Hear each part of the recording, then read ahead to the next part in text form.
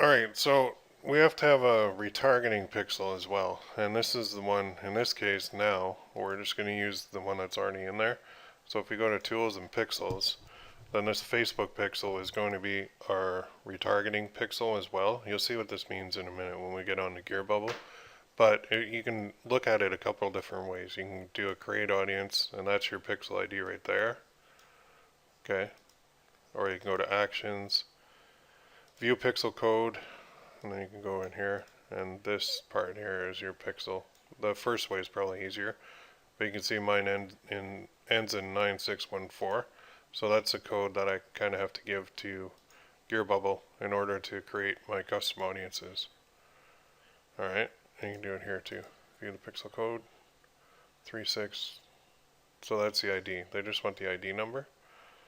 And then we're going to create custom audiences later on using that ID number. So it's not this number over here with the owner account. It's under, here's the best way to see it. So go to create audience, and then there's your pixel ID that you're going to need. Now if you're confused with that, the reason I'm showing you that now is you're going to need it later, and you need to know where to find it. So I'll walk through where to find it when we do implement it, but I wanted to give you a heads up that we're going to be using a conversion pixel and a retargeting pixel. Okay?